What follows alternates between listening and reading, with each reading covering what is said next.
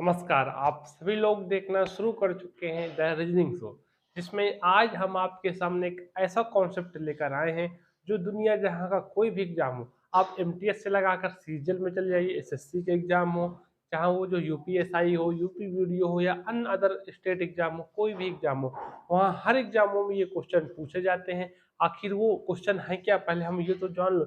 वो क्वेश्चन है हमारे, आपको खूब सारे शब्द दे दिए जाते हैं और आपसे कह दिया जाता है कि बताओ जब इन्हें अंग्रेजी वर्णमाला के क्रम में लगाया जाएगा तो कौन सा शब्द पहले आएगा, कौन सा शब्द बाद में आएगा, इनका सही क्रम क्या है। जैसे मानो ये आपको एक क्वेश्चन दिया जाता है पेपर में, ये भी एक पेपर का ही क्वेश्चन है, ये मैंने नहीं बनाया है, ये एसएससी जेई 2019 का क्वेश्चन है। आपसे क्या कहा जाता है, ये 5 शब्द दिए गए हैं, निम्न को अंग्रेजी वर्णमाला के क्रम में लगाइए, ये 5 शब्द लिखे हुए हैं, तो बताइए कौन सा सही होगा। ये वाला सही होगा कि ये वाला सही होगा कि ये वाला सही होगा, ये वाला सही होगा। तो ऐसे क्वेश्चनों को हम करें क्या? तो जब भी आप लोग ऐसे क्वेश्चनों को करते हैं, तो आप हमेशा इन क्वेश्चनों में सबसे ज़्यादा टाइम लगाते हैं या 90% लोग इस तरह के क्वेश्चनों को गलत कर देते हैं। लेकिन आज मैं आपको एक ऐसी अप्रोच सिखा रहा हूँ, जिसके बाद ऐसे क्वेश्चनों को आप सिर्फ 3 से 4 सेकंडों में करेंगे और जीवन में ये क्वेश्चन कभी गलत नहीं होंगे, भले ही कोई भी क्वेश्चन आपके गलत हो जाए। तो चलिए शुरुआत करते हैं। तो सबसे पहले मैं आपको बताता हूँ कि आप लोग कमियाँ क्या करते हैं ऐसे क्वेश्चनों में। तो जब भी ऐसे क्वेश्चन पूछे जाते हैं, तो आप लोग पता है क्या कमियाँ करते हैं? आप लोग सबसे पहले कहेंगे सर इसमें और पहले और दूसरे में देख लेते हैं कौन सा पहला आएगा। इसमें टी लिखा है, इसमें ई लिखा है, इसमें आर लिखा है, इसमें एम लिखा है, इसमें आई लिखा है, इसमें आई लिखा है, इसमें एन लिखा है, ए लिखा है, टी लिखा है, तो पहले इसमें एल है, यहाँ टी है तो ये पहले आ जाएगा। इसी तरह चेक करते हैं कि पहले आप कहेंगे सर 1-2 को चेक कर लेते हैं, फिर 2-3 को चेक कर लेते हैं, 4-5 को चेक कर लेते हैं, फिर इनको चेक कर लेंगे, देख लेंगे। ये ऐसे-ऐसे एक-एक को लगाते-लगाते चले जाते हैं। यही करते हैं। लेकिन ये आपका जो तरीका है, ये सबसे रद्दी तरीका है या सबसे गलत तरीका है। तो अगली बार से आप कभी भी ऐसा तरीका मत लगाएँ। तरीका क्या लगाएँ? तो जब भी ऐसे क्वेश्चन आए, इसको कभी भी ऐसे पार्टिकुलर रूप से सॉल्व मत करिए, आप इसको हमेशा विकल्पों से सॉल्व करिए। विकल्प से सॉल्व करिए क्योंकि आपके पास जब भी क्वेश्चन पेपर आएगा, पेपर का एग्ज़ाम में वहाँ आपको विकल्प मिलने ही मिलने हैं। तो क्यों ना हम एक स्मार्ट तरीका अपनाएँ, एक स्मार्ट अप्रोच अपनाएँ, जब हमें एग्ज़ामिनर ने ऑटोमेटिक विकल्प दे रखा है और हमें ये भी पता है कि जैसे 4 विकल्प दिए गए हैं, 4 में से ही कोई एक सही है, 3 गलत है। तो हम इन्हीं में से यदि 3 साबित कर लें कौन से गलत है, तो ऑटोमेटिक हमें सही मिल जाएगा कि नहीं मिल जाएगा? मिल जाएगा। तो देखते हैं कैसे चेक करेंगे। जैसे मानो ये आपको 4 विकल्प दिए गए हैं। आपसे कहा गया है बताओ इन जब शब्दों को वर्णमाला के क्रम में लगाया जाएगा तो कौन-सा शब्द पहले आएगा? तो सबसे पहले आप देखिए कि ए, बी, सी में यहाँ पर 3 लिखा है, यहाँ पर 3 लिखा है, यहाँ पर 3 लिखा है, यहाँ पर 2 लिखा है।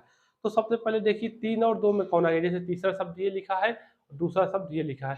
तो इन सब 3 जगह पर 3-3 लिखा है, यहाँ पर 2 लिखा है। तो इनको पहले आपस में कंपेयर करिए। तो टी-ई-आर है, टी-ई-एम है, तो एम पहले आता है, आर बाद में आता है, तो 3 पहले आएगा। तो निश्चित ही 2 पहले नहीं आएगा, तो ये हमारा गलत हो गया। गलत हो गया, ये समझ में आया कि नहीं आया? सबसे पहले हमने क्या किया, पहला अक्षर देखा सबका, सब में पहला अक्षर 3 लिखा है, कहीं 2 लिखा है। तो सबसे पहले इन्हीं दोनों को कंपेयर कर लो कि कौन-सा पहले आ रहा है, कि भाई ये वाला विकल्प सही होगा कि ये वाला विकल्प सही होगा। तो जैसे ही आपने कंपेयर किया, तो इसमें टीईएम है, इसमें टीईआर है, तो एम पहले आएगा, आर बाद में आएगा। तो ये दो दू दूसरा तो हो ही नहीं सकता, पहले नहीं आ सकता 3 के, जबकि इसमें पहले आया तो ये काट दिया। अब हमारे पास 3 विकल्प बचे। अब इसमें क्या लिखा है 3, 1, 1 यहाँ पर भी लिखा है, यहाँ पर भी लिखा है, यहाँ पर भी लिखा है। तो अब हमें एक की मिलाने की कोई ज़रूरत नहीं क्योंकि तीनों में सेम स्थिति में लिखा है। अब यहाँ पर 5 लिखा है, यहाँ पर 2 लिखा है, यहाँ पर 2 लिखा है। तो अब सबसे पहले 5 और 2 में आप देखिए, तो 5 और 2 में कौन पहले आएगा? टी-ई-आर, एम-आई है तो टी-आई है, तो एम-आई है। तो पहले कौन आएगा? 2 और 5 में कौन आएगा? पहले 2 आएगा। तो यहाँ पर 5 लिखा है पहले, यहाँ पर 2 लिखा है, यहाँ पर 2 लिखा है। 5 यहाँ पर तीसरे नंबर में आया है, यहाँ पर तीसरे नंबर में 2 आया है। तो कौन-सा पहले आएगा? 2 पहले आएगा। ये 5 भी नहीं आ सकता। समझ में आया कि नहीं आया? तो ये भी गलत हो गया, ये भी गलत हो गया। अब हमारे बचे कितने? 2 ऑप्शन बचे, इनमें से कोई एक होगा। अब यहाँ पर 3 था, यहाँ पर 1-1 सेम है, यहाँ पर 2-2 सेम है। अब यहाँ पर देखिए 4 और 5 में पहले कौन आएगा? तो 4 और 5 में जैसे देखेंगे टी-ई-आर है, टी-ई-आर, टी है।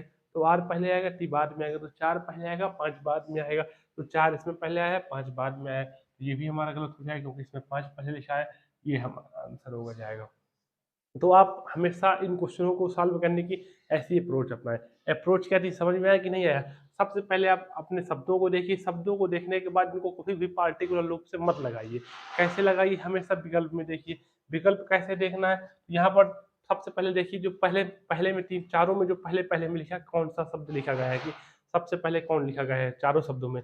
ए में कहा गया है कि दो पहले आ रहा है, बी में कहा गया है कि तीन पहले आ रहा है, सी में कहा गया है कि तीन पहले, डी में है तीन पहले कहा गया है। तो हमें क्या करना है, देख लो इन दोनों में पहले कौन आएगा, दो और तीन में पहले कौन आएगा। तो हमारा यहीं से एक विकल्प गलत हो जाएगा। दो और तीन में मिलाया, यहाँ टी आया है, टी ई एम है, यहाँ टी ई आर है, तो यहाँ यहाँ एम पहले आएगा, आर बाद में आएगा। तो दो तो किसी भी दशा में तीन से पहले आ ही नहीं सकता, तो तीन पहले आएगा तो ये होगा। इसके बाद एक एक को मिलाने की जरूरत नहीं क्योंकि तीनों में है। इसके बाद दो दो पाँच है, तो पाँच और दो को मिलाया, दो पहले आ रहा था तो ये भी हमारा गलत होगा। इसके बाद दो यहाँ था, यहाँ पर पाँच लिखा, यहाँ पर चार लिखा है, तो आपस में मिलाइए पाँच और चार पहले कौन आएगा, तो पाँच पहले आ रहा है कि चार पहले आ रहा है, तो आप पाएंगे चार पहले आ रहा है, पाँच बाद में आ रहा है। तो ये हमारा सही आंसर होगा। ये तीनों के तीनों विकल्प गलत होंगे। तो अभी आपको पहली बार में इस क्वेश्चन को सॉल्व करने में टाइम लगा है, लेकिन जब आप एग्जाम में इसको सात आठ सवाल लगा लेंगे इस तरह से तो कभी भी समय नहीं लगेगा। और ये सबसे बेस्ट तरीका है अंग्रेजी वर्णमाला के क्वेश्चन जो भी आते हैं हमसे एग्जाम में उन्हें सॉल्व करने के। इस चीज़ को याद रखिएगा। अगर वीडियो अच्छा लगे हो तो ज़रूर बताइएगा कमेंट करके। अगर कहीं भी डाउट हो तो आप किसी भी मुझसे पूछ सकते हैं। सिर्फ दो तरीके हैं क्वेश्चन करने के। सबसे पहले विकल्पों की मदद से करना है, आपको देखना है कौन पहले है कौन बाद में आएगा, देखते चले जाइए और गलत वाले विकल्प काटते चले जाइए। जो चौथा बचेगा वही सही होगा, वही हमारा आंसर हो जाएगा।